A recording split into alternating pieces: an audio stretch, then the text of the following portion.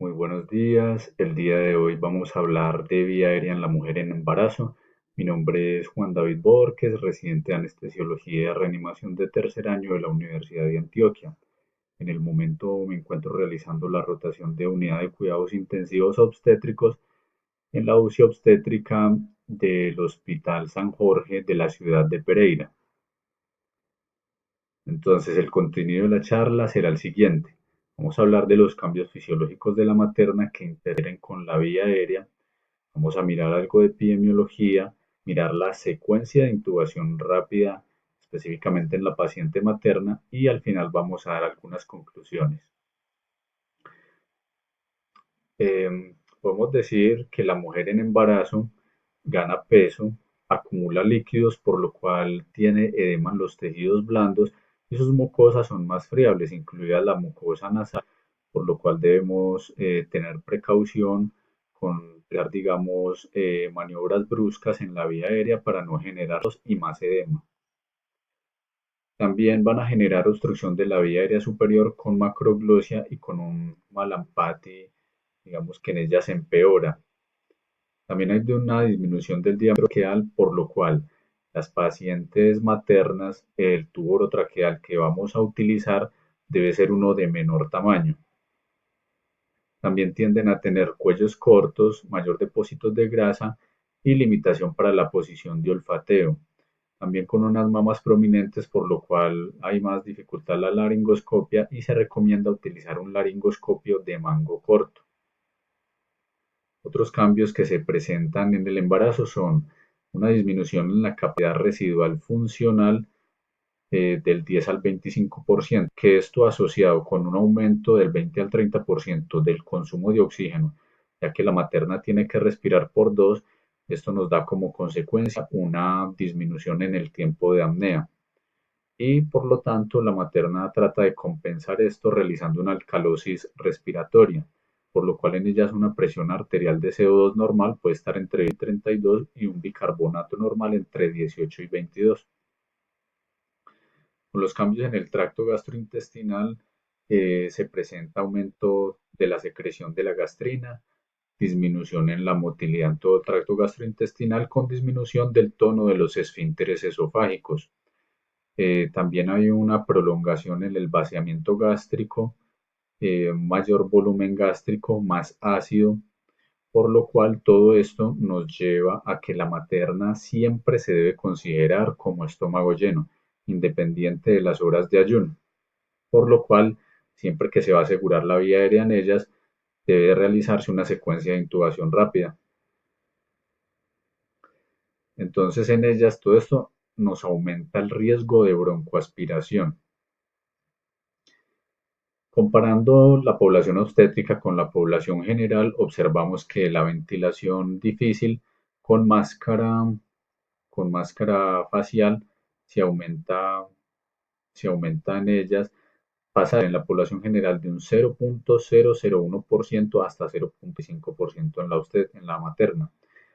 Dificultad en la intubación pasa de 2.5% a 7.9% y es mucho más probable encontrar un CORMAC grado 3 o grado 4 en una paciente materna que en alguien, digamos, de la población general.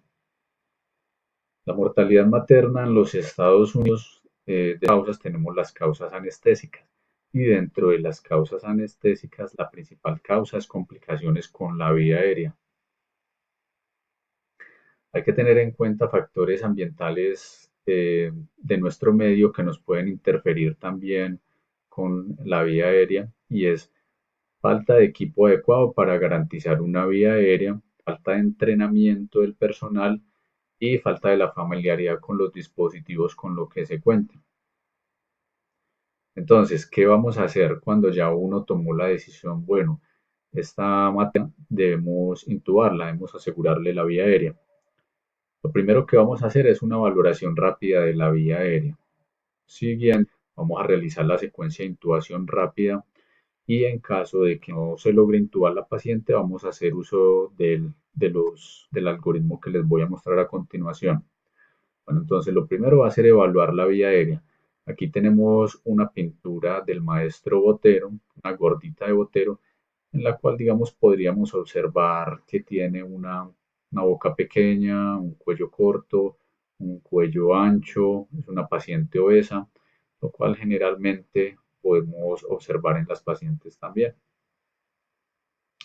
También debemos realizar una valoración rápida del Malampati, pidiéndole a la paciente que abra la boca. También miramos en este modo la capacidad de apertura oral. Debemos tener en cuenta que al final del embarazo el porcentaje de Malampati 4 puede ser hasta el 35% y que estos cambios se pueden mantener, incluso estos cambios anatómicos, incluso 48 horas después del parto. Aquí tenemos una paciente de nuestro servicio de UCI obstétrica, la cual era una materna obesa a término, pesaba aproximadamente 110 kilos, que tenía un trastorno hipertensivo asociado al embarazo. Como podemos observar, tiene un cuello corto, un cuello ancho, una paciente obesa y su Malampati es un grado 4. Bueno, a continuación pasamos a realizar la secuencia de intubación rápida.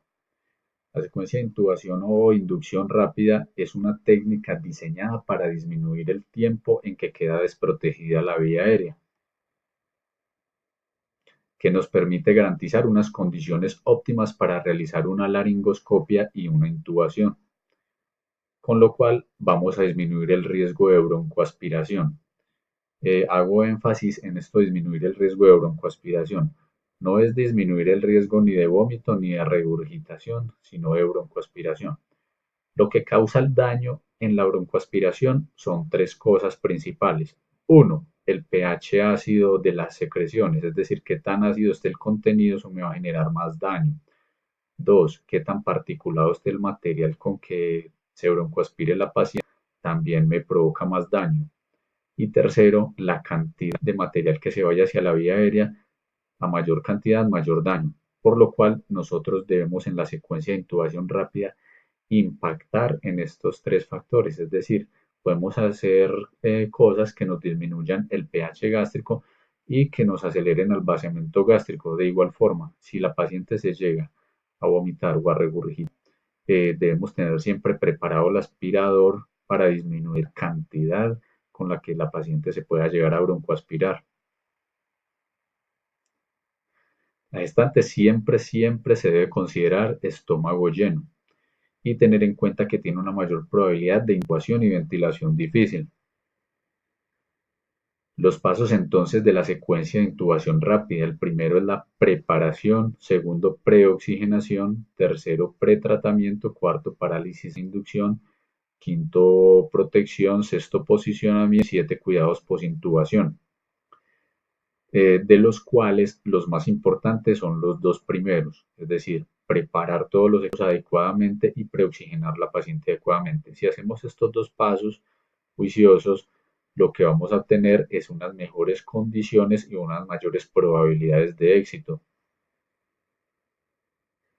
Entonces, en el primer paso, la preparación, lo primero que debemos preparar es el aspirador. ¿Por qué?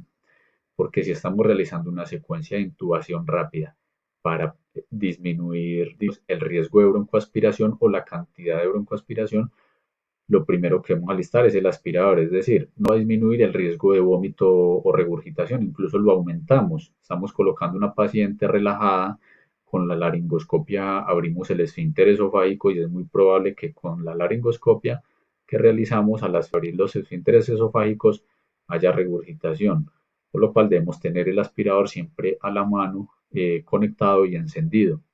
Eh, Hago énfasis en el aspirador porque también es una de las cosas que más, digamos, se olvida alistar en una secuencia de intubación rápida y es de las principales. Lo siguiente que debemos pensar es, en caso de no poder intubar a esta paciente, ¿qué vamos a realizar? Por lo cual hay que tener a la mano dispositivos de rescate que generalmente son dispositivos supraglóticos tipo máscaras laríngeas. También debemos tener monitorizada a la paciente y tener en cuenta que estas mujeres necesitan tubos orotraqueales más pequeños, por lo que ya se mencionó. El tubo orotraqueal siempre debe ir con guía. Y el laringoscopio, si se tiene la opción, tener un laringoscopio de mango corto. La posición. ¿Por qué coloco la posición en este punto? Si la posición es el tercer paso, ¿por qué lo pongo de segundo paso?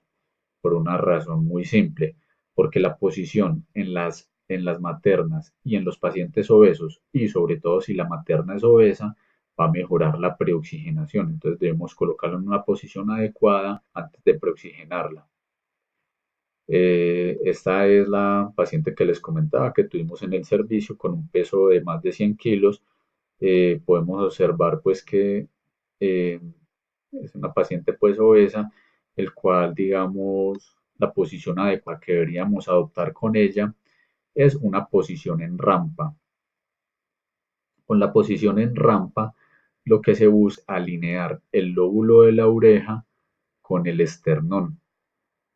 Esta posición nos va, digamos, a mejorar tanto la preoxigenación y nos va a aumentar, digamos, podríamos aumentar algo el tiempo de apnea y nos va a mejorar las condiciones para realizar una adecuada laringoscopia. El segundo paso es la preoxigenación. La preoxigenación siempre se debe realizar con oxígeno al 100%. Si se va a realizar con máscara facial, la máscara facial debe quedar adosada a la cara. No podemos dejar espacios porque si no se disminuye la FiO2. Entonces, las técnicas son ventilación espontánea durante 3 a 5 minutos, 8 respiraciones con capacidad vital forzada.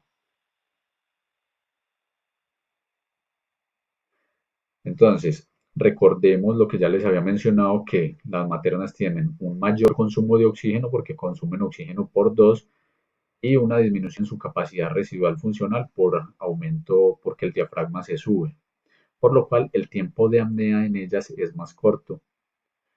Entonces, aquí es donde les hago la recomendación de tener una oxigenación apneica. La oxigenación apneica es un método que consiste en continuar poniendo oxígeno a pesar de que el paciente esté en apnea. ¿Por qué funciona esto? Porque el oxígeno se pasa a través de difusión de un medio de mayor concentración, que sería la fuente de oxígeno, a uno de menor concentración, que sería a nivel pulmonar o a nivel sanguíneo. Entonces lo que hacemos es dejar una cánula nasal con oxígeno a 10 litros por minuto mientras se realiza la intubación, mientras la paciente se encuentra en apnea. Esta es la colombiana Sofía Gómez Uribes, que hace poco batió el récord de apnea de profundidad, alcanzando 83 metros de profundidad en apnea. Tuvo una apnea aproximadamente de 2 minutos y medio. Continuamos entonces con el pretratamiento. El pretratamiento realmente no son medicamentos que son obligatorios. Los únicos dos medicamentos obligatorios es el medicamento inductor, es decir, el que provoca inconsciencia, y el medicamento relajante. Los pretratamientos los podemos utilizar para disminuir el tiempo de latencia de los inductores, tener un control hemodinámico, precurarizar para los relajantes musculares, los cinéticos. Entonces, de aquí, importante y diferente en la materna serían los gastrocinéticos, es decir, colocarle a la materna metoclopramida 10-15 minutos antes de la secuencia de intubación rápida permite aumentar el vaciamiento gástrico. De igual forma, si tenemos tiempo, podríamos colocar ranitidina, lo cual me va a disminuir el pH de la secreción gástrica. Estas dos cosas me van a disminuir el daño en caso de que haya una broncoaspiración. Parálisis con inducción. Los inductores podremos utilizar etomidato, excepto pues en la mujer gestante que esté séptica. La dosis es de 0.2 a 0.4 miligramos por kilogramo. No se debe utilizar en sepsis como les mencionaba. Y otro de los medicamentos que podemos utilizar es el propofol, 1 a 2 miligramos por kilogramo, teniendo en cuenta que el propofol, una de las principales reacciones adversas que tiene, es que genera hipotensión y depresión, lo cual hay que tener cuidado con la materna que ya está hipotensa.